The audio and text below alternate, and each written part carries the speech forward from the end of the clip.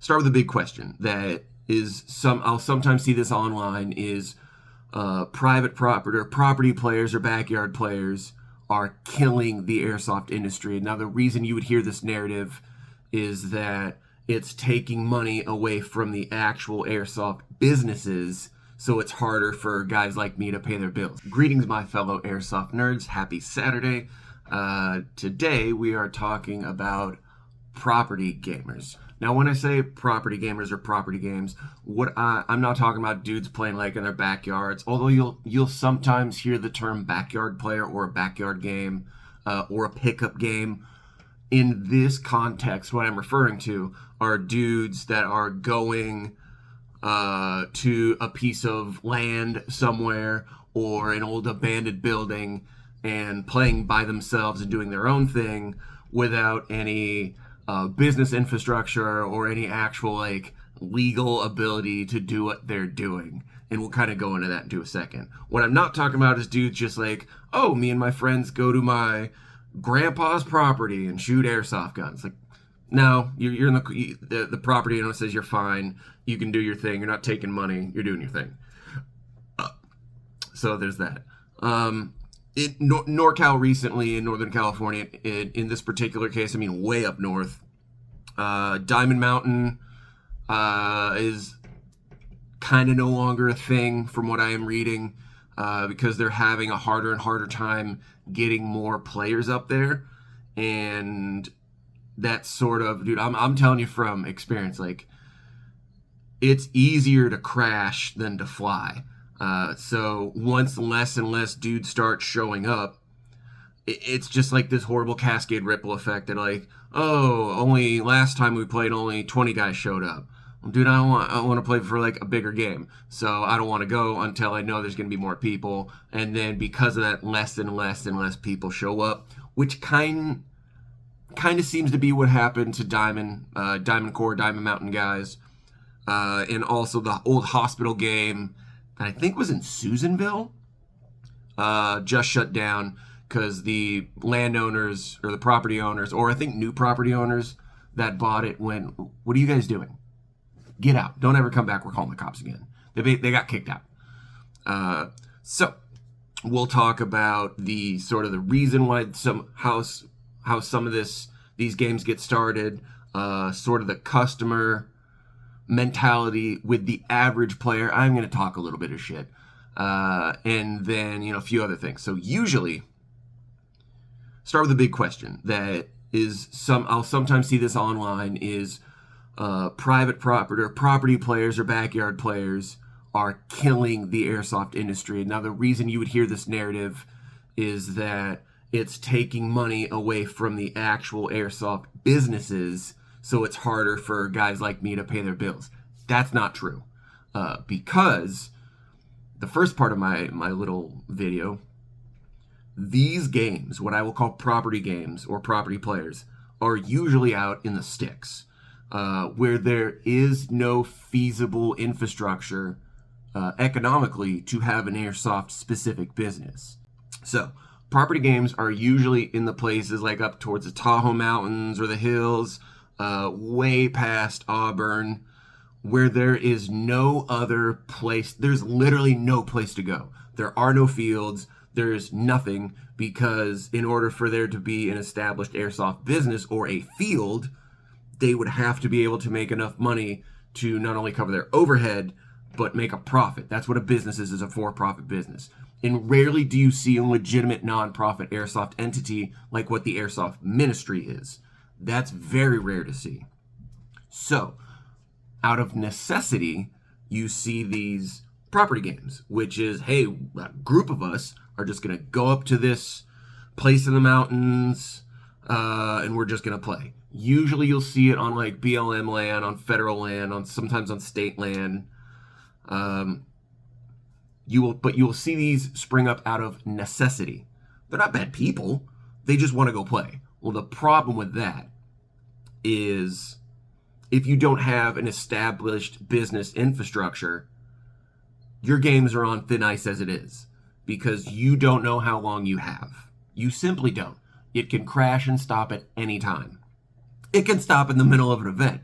So you'll hear a lot of guys say, oh, we go play on this government land, either it's state land, federal land, whatever it's zoned for. And the park rangers let us do it. That doesn't mean that those games are legal to host. That just means that that one guy doesn't care. And you're creating this community around that one guy not caring. Because it's the same legal argument as to say, oh, I can drive 100 miles and I could drive 40 to 50 miles over the posted speed limit on this stretch of road because the cop doesn't care.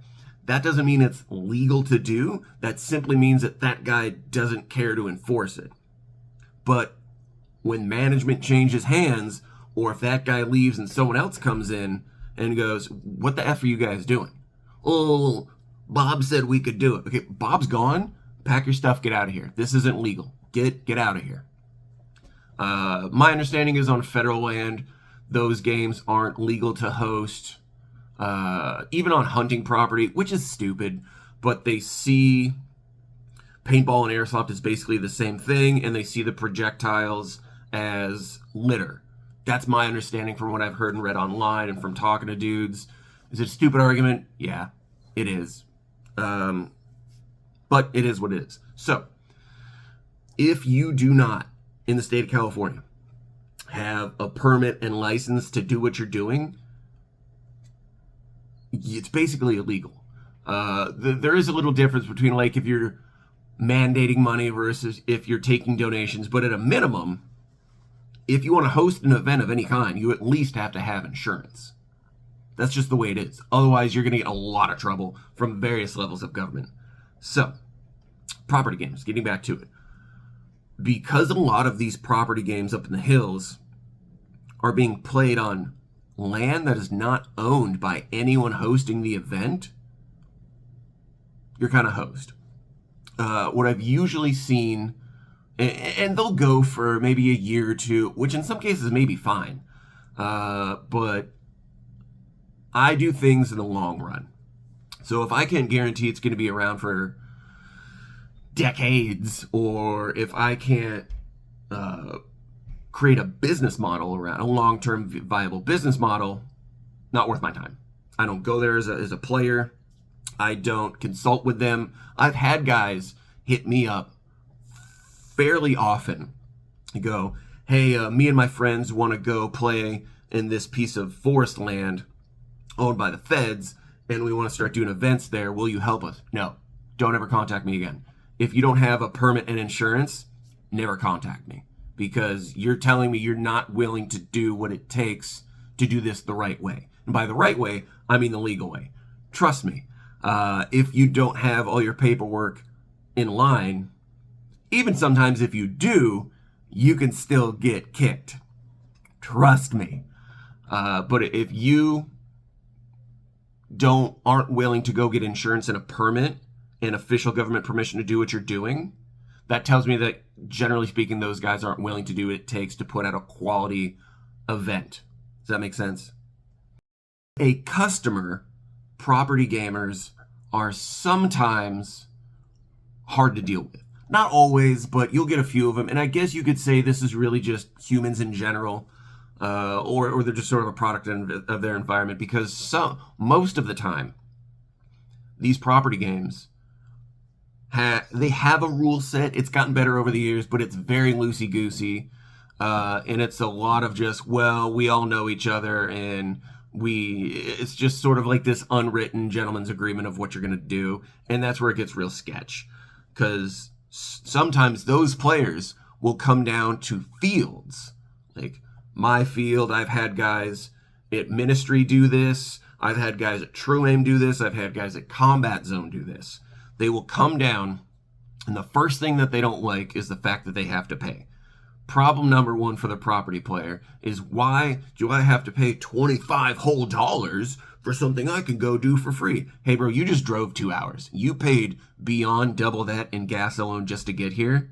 And if you are coming to the field and you know you're coming to the field, you couldn't even figure out how much money you had to set aside to get to the field? That's kind of stupid on your part. That's ignorant. Then there's the chrono FPS thing. Oh, I've always been playing with this gun. Why do I have to chrono it?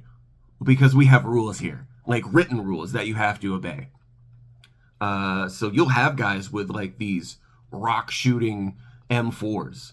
Now in the hills, if you're playing where there's no real way you're gonna get like a close range shot on guys. Yeah, maybe 420 with a 10-foot engagement distance is practical for your environment. When you come down to a CQB field and you don't bring any gun that's field legal, that's your fault.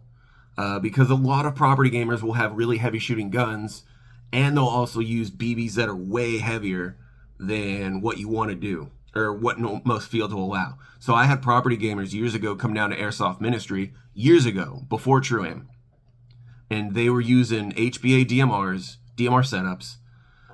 We go to we chrono them, didn't know anything about them. They're like, oh, it's doing 380. It's like, okay, cool, 380. It was doing way more than 380. Now, it is the feet per second versus joules thing.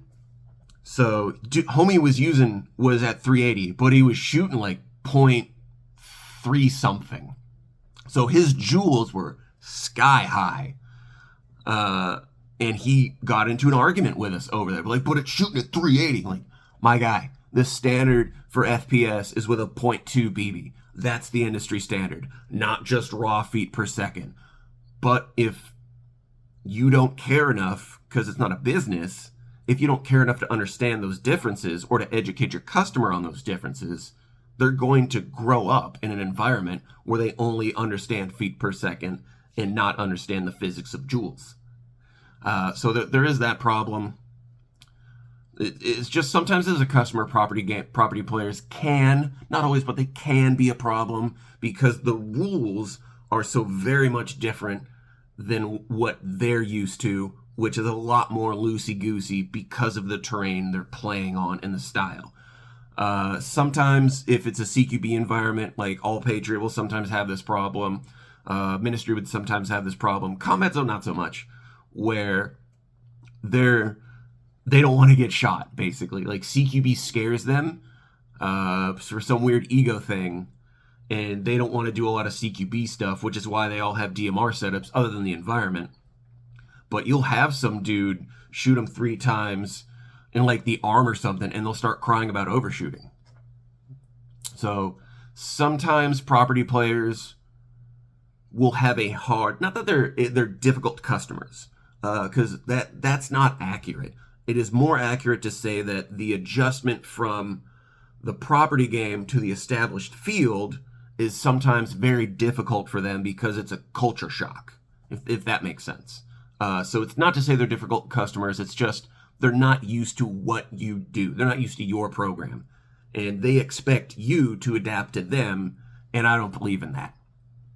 So that's kind of it. So, like, sometimes I will take feedback from some of those property players and incorporate it in the business. So a lot of guys from a field they used to call Brownsville, way up north, those guys were using heavier than a .32 BB for like their snipers, their DMRs and stuff like that, which is reasonable. So they'd say, hey, if you allow a heavier BB, we'll show up. Like, okay, sure. That's why if you notice now, Combat Zone for snipers, DMRs, and LMGs will allow, I think off the top of my head, it's like a 0.4 or a 0.43 BB weight for those specific guns, not for like regular rifles. So I'll take that. Because go, okay, that seems reasonable. You want to use it for your heavy hitting guns, go up to a 0.43. How many bottles of BBs above a 0.32 have I sold since then? Maybe 5. But I will... pardon me. At the same time, if you are an established business and you want to try and bring some of these players into your fold, you have to do... Just like with any business, you have to listen to their concerns. And so I did. That's a lot of other guys were like, increase your feet per second. I'm not doing that. Like, if Milsim West is if this is the Milsim West standard, I'm not going to go above the greatest promotion in the country. That's ridiculous. Why would I do that? So there is that to consider. Going back to sort of like the property players or the demise of the, and again, that's not real, but you have to remember, as I said previously, if these property gamers are in an area where the nearest field to them might be 2 to 4 hours, it is on you as as a promoter, as an owner, as a businessman or woman, to entice those players to come to your field, just like with any other player. So usually what I will do, where I will see guys come down from the hills, as I like to say, is big events. So Homefront, Yellow Rocks, big events like that, where there's guaranteed to be 100 to 160 players, with raffles, giveaways, a bunch, swap meets, all this cool stuff. Friday night game, Friday night camp out into Saturday. That is where I will see dudes that I've never seen before. Guys that like my regulars have never seen before, because those dudes came like 4 hours away up north just to come to that one event. Getting those guys to come every weekend, not going to happen. Getting them to come to like a 1.5 day $60 event with a bunch of cool incentives and giveaways and stuff like that, yeah, because that's more worth their time. And usually, not always, but usually, those big events give them the opportunity to interact with the local community, with the regulars, and to see how you run your business, how you run your field, the layout, this, that, and the other. And they will go, oh, wow, this is way more fun than what we're doing. Because the average property game, like if it's 20 dudes, that's kind of a big turnout. Sometimes you get like some 40 here and there. But like 100 to 160 players to show up in the middle of the forest doesn't happen that often. And it's very hard to do. But Combat Zone's Homefront, probably going to get 160 to 180 dudes. So you will have guys go, you know what, let's save up. This guy looks like he knows what he's doing. I feel like we can trust his business sense. Everything online looks really fun for that. Let's go to Homefront. And they will. Or Yellow Rocks or Vault Wars or whatever event I have going on, or whatever event All Patriot will have going on. Because All Patriot will get those guys from like the El Dorado Hills. So sometimes those guys will come down. My understanding from listening to players. So I will use my events, and I do the events, I do this with regulars anyway. I will use my events to draw newer players in to hopefully then increase my public play. And that has worked pretty well over the years. Even though like the end of the month, all airsoft weekends work very well. But to say that property games are bad for fields tells me that you're either not in the actual business space of airsoft, or if you are, you suck at it.